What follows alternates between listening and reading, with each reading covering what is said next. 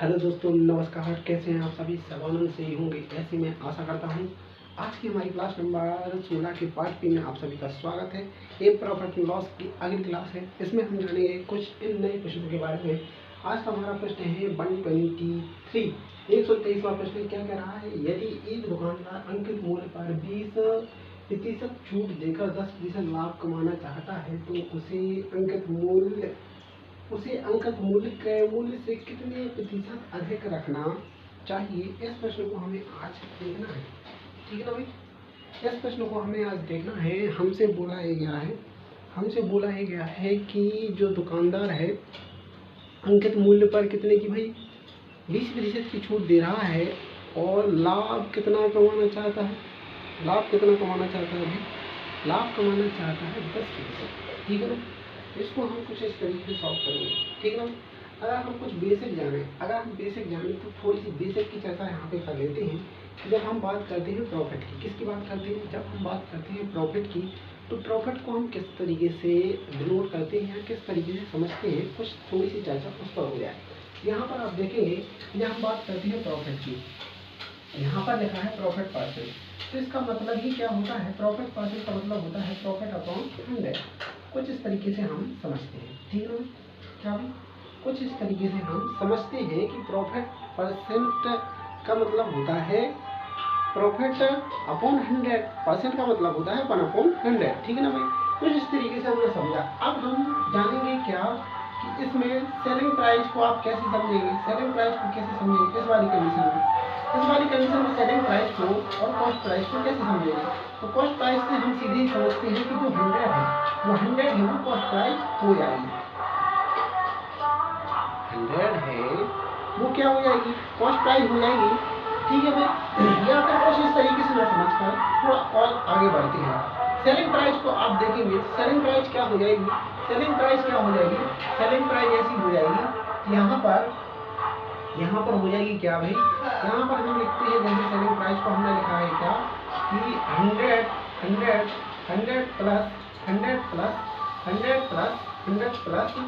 100 profit. क्योंकि अगर हम इसको कॉस्ट प्राइस मान रहे हैं, 100 को कॉस्ट प्राइस मान रहे हैं, तो 100 में अगर हम P को जोड़ देंगे तो हमारी क्या बन जाएगी? वो कॉस्ट प्राइस बन जाएगी। क्या बन जाएगी भाई? वो हमारी कॉस्ट प्राइस बन जाएगी। तो 100 को हमने अगर कॉस्ट प्राइस माना है और P को हम प्रॉफिट माना है, तो दोनों को ऐड कर देंगे तो हमारी सेलिंग प्राइस हो जाएगी। क्या हो जाएगी भाई? ये हमारी सेलिंग प्राइस हो जाएगी। ठीक है भाई? ये हमारी सेलिंग प्राइस हो जाएगी। ठीक है? ओके। ठीक है भाई? यहाँ तक हमने देखा है। ओके। ठीक है? अब इसके बाद में अब हम जानते हैं, थोड़ा आगे बढ़ते हैं। ठीक है भाई? अब हम थोड़ा आगे बढ़ते हैं। ठीक है? ओके। अब यहाँ पर प्रश्न में बोला ये गया है, क्या बोला गया है? प्रश्न में बोला ये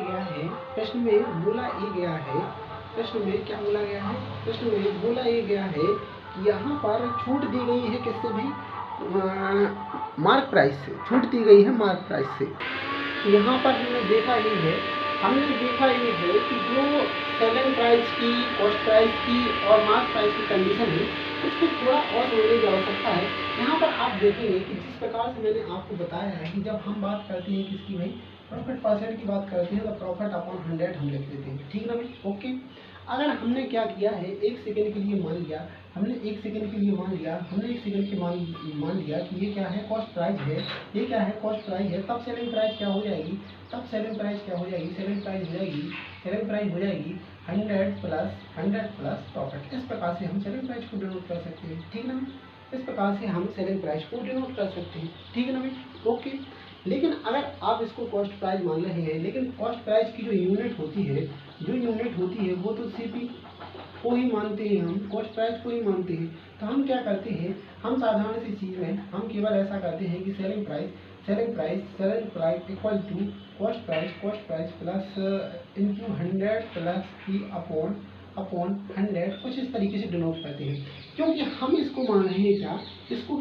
हम कॉस्ट प्राइस मान रहे हैं, लेकिन हमारी यूनिट जो हमारी यूनिट है वो तो कॉस्ट प्राइस ही लिखेंगे ना हम।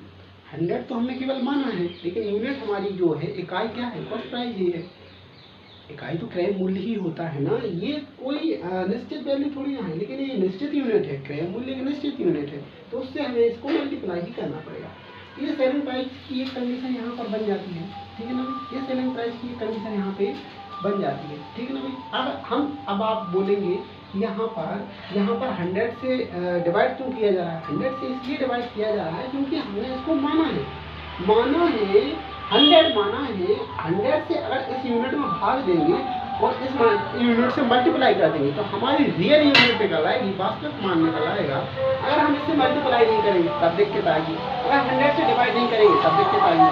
तो हमें अगर सेलिंग प्राइस का एक वास्तविक मान निकालना है तो हम तो कहते हैं ना कि 100 की वैल्यू क्या है, 100 प्लस पी, तो हमें कॉस्ट प्राइस की वैल्यू निकालनी है। तो हम इसे इसी प्रकार से करते थे कि 100 प्लस पी अपॉन 100 से डिवाइड कर लेते और कॉस्ट प्राइस से यहाँ पर क्या कर देते, मल्टीप्लाई कर देते, सीधे ही ना। तो जो यहाँ पर इतनी सारी कंडीशन आई है वो क्या है, ये सारी कंडीशन सेलिंग प्राइस के इक्वल है, ये थोड़ा आपको समझना, ठीक है ना। ओके, तो ये कंडीशन यहाँ पर ये बन गई है, ये कंडीशन यहाँ पर ये बन गई है, ठीक है ना भाई। अब सेकंड कंडीशन क्या बन सकती है कि यहाँ पर प्रॉफिट ना होकर लॉस हो सकता है, तो सेकंड कंडीशन में आपकी सेलिंग प्राइस की कंडीशन क्या बन सकती है, CP into 100 minus loss upon 100, कुछ इस तरीके से बन सकती है, ठीक है ना भाई। ये सेकंड बन सकती है, बिल्कुल बन सकती है, ये सेकंड कंडीशन हमारी बन सकती है। एक कंडीशन और बन सकती है सेलिंग प्राइस की, क्या बन सकती है, एक और सेलिंग प्राइस की कंडीशन बन सकती है, वो क्या हो सकती है, मार्क प्राइस के साथ, क्या हो सकती है, मार्क प्राइस के साथ हो सकती है कि नहीं हो सकती, ये हमारा डिस्काउंट है, क्या है, ये डिस्काउंट है अपॉन 100, कुछ इस तरीके से भी एक कंडीशन बन सकती है। यहाँ पर 3 कंडीशनें हमारी बन सकती हैं, ठीक है ना। ये 3 कंडीशन यहाँ पर बन सकती है, यहाँ पर ये सेलिंग प्राइस, ठीक है ना। इस तरीके से हम बेसिक को यहाँ पर लेंगे। तो यहाँ पर जो प्रश्न में बोला गया है केवल उसको समझने की आवश्यकता है। अब बढ़ते हैं हम आगे, ठीक है ना, अब बढ़ते हैं हम यहाँ पर आगे, ओके, अब बढ़ते हैं हम कुछ आगे बढ़ते हैं, ठीक है सर, ओके।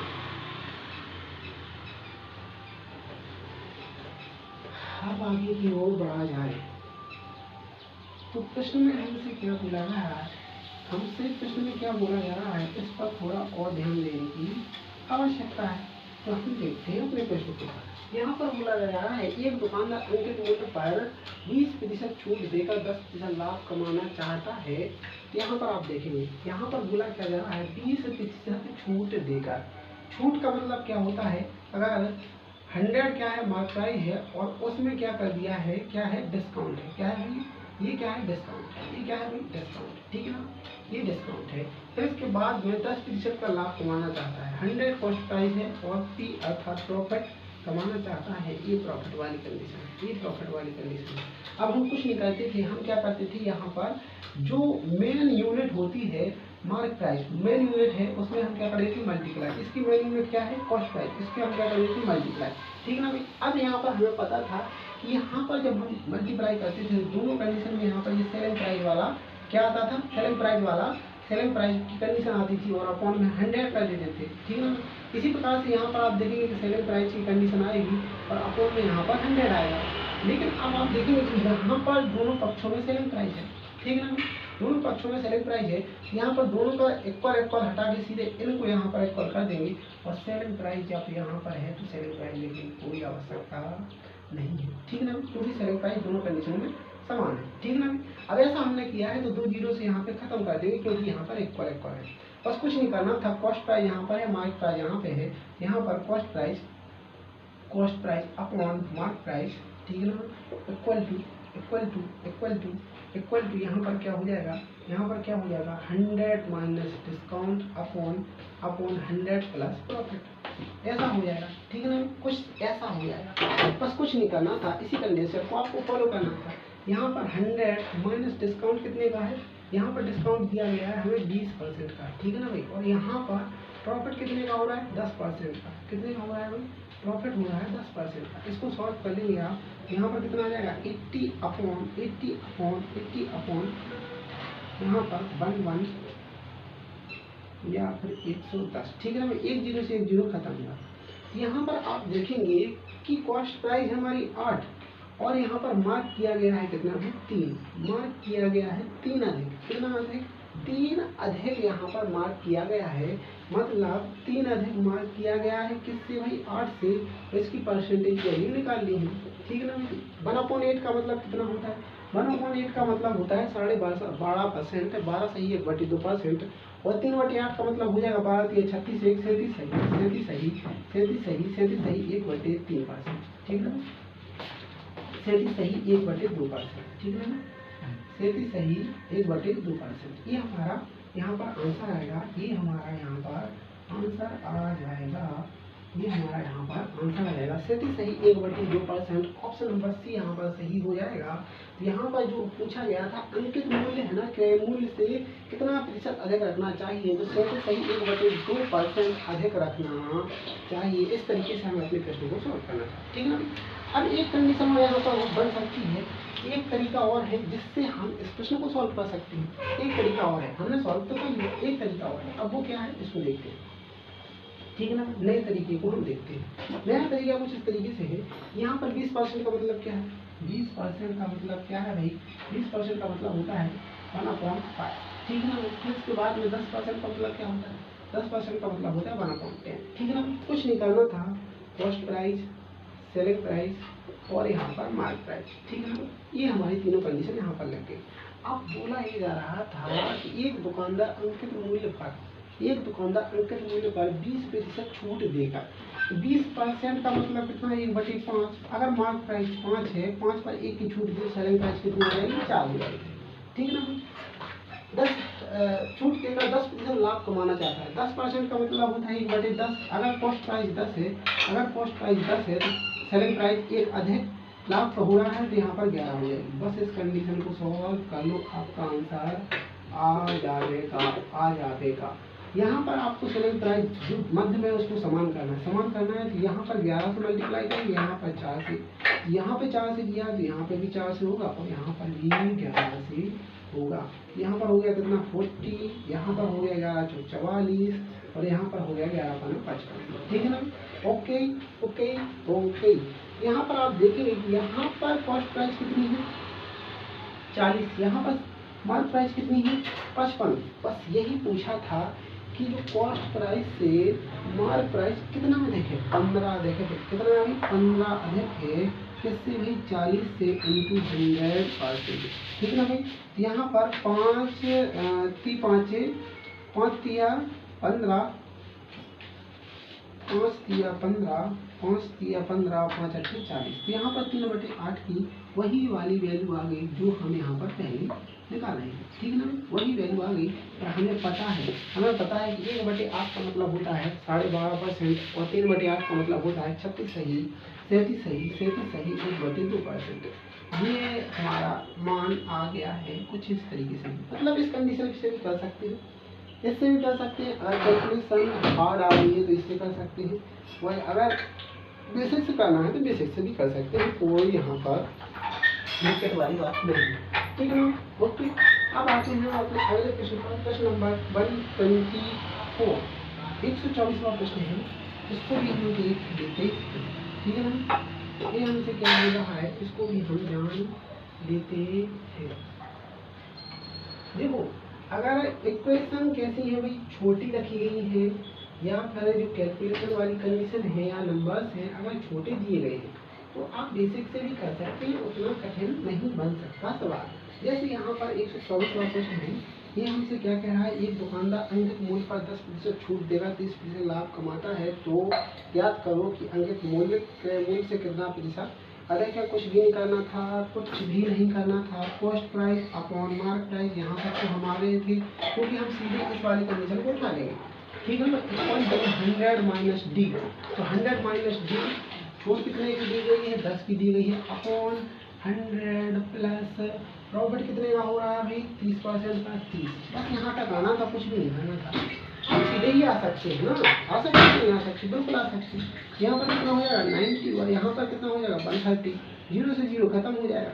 अब यहाँ पर देखेंगे कॉस्ट प्राइस कितनी है 9 है, और यहाँ पर मार्क प्राइस कितनी है 13 है। कितना अधिक हो रहा है 4 अधिक हो रहा है। किससे हो रहा है 9 से हो रहा है। इनटू क्या करना है 100% करना है, बात खत्म। हो गई ना। 1/9 का मतलब कितना होता है? 11 सही 1/9। 1/9 का मतलब कितना होता है? 11 सही 1/9 होता है। 4/9 का कितना हो जाएगा? 44 सही 4/9। होगा कि नहीं होगा? बिल्कुल होगा। तो यहाँ पर option number C, option number C यही आ जाएगा। अगर आपने पहले सवाल में बेसिक को समझ लिया है तो पूरा लिखने की कोई आवश्यकता है का? बिल्कुल नहीं है। सीधा ही आप cost price upon mark price equal to क्या आ जाएगा? 100 minus discount upon 100 plus profit. खत्म सवाल। ऐसा ही है ना? बिल्कुल ऐसा है। अब अगला सवाल 125 125वां है। क्या कह रहा है? एक दुकानदार अंकित मूल्य पर 25% की छूट देता है तथा 30% लाभ कमाता है। यदि उसका लाभ 90 रुपये हो तो ज्ञात करो कि छूट की राशि क्या है। ठीक है ना? सीधा है, कुछ भी नहीं करना है। यहाँ पर क्या करेंगे? कॉस्ट प्राइस, यहाँ पर क्या रखा? मार्क प्राइस इक्वल टू, यहाँ पर क्या करेंगे आप? 100 माइनस डिस्काउंट कितने का दे रहा है भाई? 25 का दे रहा है। फिर इसके बाद में यहाँ पर प्रॉफिट कितने का हो रहा है? 30 का हो रहा है। तो 100 प्लस 30। इससे अधिक करना था का? कुछ भी नहीं करना था भैया जी। यहाँ पर 75 हो जाएगा, यहाँ पर 130 हो जाएगा। ऐसा ही है, ऐसा ही है ना? अरे बिल्कुल ऐसा ही है यार। यहाँ पर आप देखेंगे, यहाँ पर आप देखेंगे कितना हो रहा है? यहाँ पर कितना हो रहा है? यहाँ पर कितना हो रहा है? यहाँ पर हो रहा है 55। कितना हो रहा है भाई? 55 अधिक है। कितना अधिक है भाई? 55 अधिक है। लेकिन यहाँ पर ऐसा कहा ही नहीं गया है, क्योंकि उसको पूछा क्या है? यदि उसका लाभ 90 रुपये है तो यहाँ पर थोड़ा सा यहाँ पर समझने की आवश्यकता है। हम बेसिक से जाएंगे, यहाँ पर हम बेसिक से जाएंगे तो यहाँ पर थोड़ा हमें क्या करना है? रेशो वाली कंडीशन को फॉलो करना है, क्योंकि यहाँ पर प्रॉफिट की बात की जा रही है। तो हम क्या करेंगे? यहाँ पर कॉस्ट प्राइस और फिर सेलिंग प्राइस, फिर यहाँ पर मार्क प्राइस। ठीक है? Mark price. ठीक है? बोला क्या कहते हैं? दुकानदार 25% की छूट। 25% का मतलब क्या होता है? 25% का मतलब होता है 1/4। फिर इसके बाद में 30% का मतलब होता है 3/10। कितना होता है? 3/10। ठीक है ना? Okay okay. यहाँ पर क्या बोला जा रहा है? 25% की छूट दे रहा है, मतलब यहाँ पर 4 है, उसकी छूट थी तो यहाँ पर 3 हो गया। फिर इसके बाद में बोला जा रहा है 30% लाभ कमाता है, मतलब कॉस्ट प्राइस अगर 10 है तो सेलिंग प्राइस कितनी हो जाएगी? 13 हो जाएगी। बस इस कंडीशन को सॉल्व कर लेना है और आपका चमत्कार यहाँ पर देखने को मिल जाएगा। ठीक है ना भाई? यहाँ पर 13 से मल्टीप्लाई कर दो, यहाँ पर भी 13 से मल्टीप्लाई करना पड़ेगा। यहाँ से 3 से, यहाँ से 3 से, यहाँ पर कितना हो जाएगा? 30 हो जाएगा। यहाँ पर 13 39 हो जाएगा। यहाँ पर 13 चौको 52 हो जाएगा। कितना हो जाएगा? 13 चौको 52। बस कुछ नहीं करना है। यहाँ पर क्या हो रहा था? लाभ हो रहा था। यहाँ पर कितने का लाभ हो रहा है? कॉस्ट प्राइस अगर 30 है, सेलिंग प्राइस 39 है, तो कितने का लाभ होगा? 9 यूनिट का लाभ हो रहा था भैया। और बता कितने को रहा है? 90 रुपये का। इक्वल 90। एक की वैल्यू कितनी आ गई भाई? 10 आ गई। पूछा का है हमसे? पूछा का है? पूछा ये है कि छूट की राशि क्या है? यहाँ पर कितने की छूट होगा थे? कितने की होगा थे भैया? 13 यूनिट की छूट होगा थे। तो 13 यूनिट की यहाँ पर छूट निकालेंगे तो कितनी मिल जाएगी? 130 की यहाँ पर छूट हो रही है। कितने की भाई? 130 रुपये की छूट होगत है। यही हमारा आंसर होगत है। ठीक है ना भाई? अरे ठीक है ना? बिल्कुल ठीक है। तो यहाँ पर ऑप्शन नंबर सी सही हो जाएगा। 130 रुपये की छूट होगत है। देखो आप बेसिक से जा रहे थे या हम भी बेसिक से जा रहे थे, तो यहाँ पर केवल इतना समझना था कि वो प्रॉफिट की बात कर रहा है। यहाँ पर जब बेसिक से जा रहे हो तो वहाँ पर प्रॉफिट का कोई आंकड़ा समझ में नहीं आ रहा है। तो नहीं आ रहा है तो ये तो है ना, ये तो है। इससे कर सकता हो कि ना कर सकता हो। यहाँ पर कॉस्ट प्राइस भी तुमको मिल जाते और सेलिंग प्राइस भी मिल जाते और मार्क प्राइस भी मिल जाते, सब कछू मिल जाते हैं। ठीक है ना भाई? ओके। अब आते हैं हम अपने अगले प्रश्न पर 126वां प्रश्न है। इसको भी हम देखते हैं क्या कह रहा है हमसे, इसको हम देखते हैं। ठीक है भाई?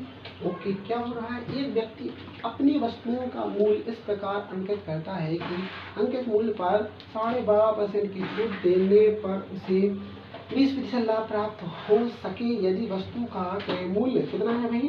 1400 रुपये हो तो इसका अंकित मूल्य क्या करना है? ज्ञात करना है। तो सीधे ही आप आएंगे किससे भाई? कॉस्ट प्राइस, सेलिंग प्राइस और यहाँ पर मार्क प्राइस। ठीक है ना भाई? ओके। ठीक है ना भाई? यहाँ पर ये बोला गया है कि 12.5% का मतलब कितना होता है?